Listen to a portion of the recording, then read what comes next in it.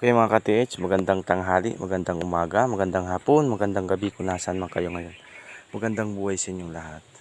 So ngayon, papakita ko sa inyo itong target spot natin dito. Hindi ito prepared site. Ito ang tatawag na individual or mga scalawag soldier ng malagbaon nito. Dahil dito ay lumang daanan yan. Bibigyan ko kayo ng tip for tungkol sa individual na baon. Ito naman yung lumang puno ng santol nandyan. Tapos dito yung bato maliit. Ito nakapix yan. Nakapix yan, hindi yan matanggal. Then meron dyang small mountain. Ayan sa 225 degree. At sa south natin yung puno ng santol. May marker yan doon nakaharap sa 135. So may another spot pa dyan. So dalawang item natin dito. Ngayon, paano ko nasabi na nandito yung item natin? Kasi nandito yung bato, maliit na nakapix. Maliit o malaki na bato, nasa ilalim niya ang item. Ganyan magbaon ang Scalawag Soldier base sa turo ng aking mentor. Ngayon, magiging lock natin sa south ng puno ng santol. Ayan, south. Tapos galing dito, wala na yung puno dyan ng buli, yung malaking puno ng buli sa norte. Wala na, ano na siya, napatay na sa katandaan. Pero tanda ko pa nandyan yung puno dahil nung bata pa kami, lagi ko yun dyan nakikita. So ito ngayon, may lock tayo sa norte, may lock tayo sa south.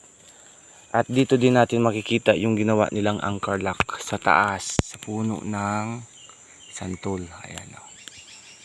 Anchor lock yan. Ayan. Ayan kung makikita nyo. Yan. Anchor lock yan. Talagang sinadya nilang ginawa yan. Pag tinalian mo yan, dito yan, babagsak. Yan dito.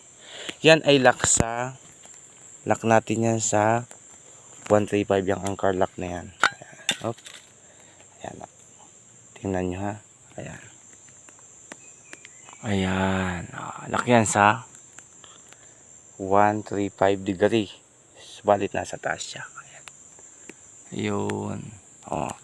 Pero may isa pa yung item doon. Tapos lock naman natin sa 225 degree.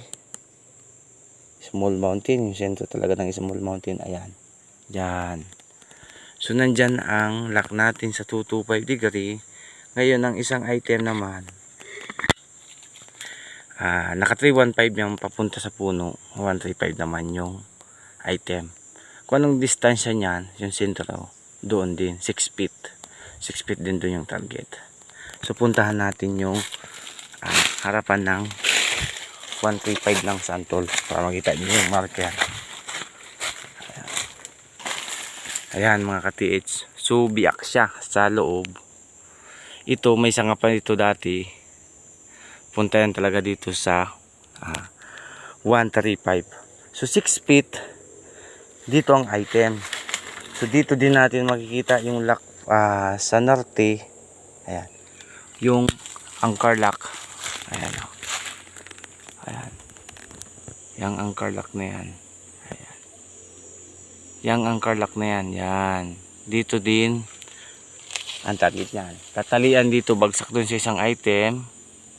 Bagsak din dito. So may dalawang item dito. Ayan. Ito. So nandito yung isang target. Ayan. Kita nyo naman yung marker. Malaking puno yan. Talagang sentinel na yan. Tsaka hindi talaga ito lalaki dahil butas itong puno. Bata pa ako, talagang ganyan na yung puno na yan. Bata pa yung mga magulang ko, talagang ganyan na yung puno na yan. Puno ng santol. So matindi ang pagkaano nila, pagkagawa. Okay. Ito konting insight ko lang mga ka-TH. Balit hindi natin ito makatrabaho. Ganito yung tip para malaman yung indication ng target spot. Hanapin yung bato na maliit na nakapix. Tapos kung may malaki naman sa ilalim ng malaki, tanggalin nyo lang yun. O kaya sa gilid nun, doon kayo mag-detect. Pero ito dahil maliit, nasa ilalim mismo ito. Ayan. So may dalawang item tayo. Para siyang ano. Ayan, nakapakan siya oh.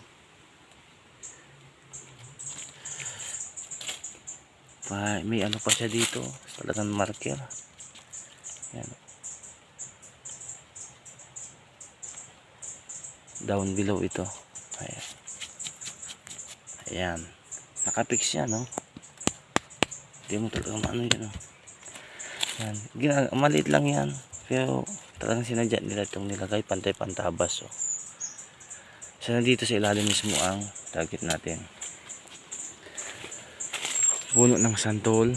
Tapos may puno ng buli. O bori. Ang tawagin sa amin. Tapos lumang daanan yan dyan. Papunta yan doon.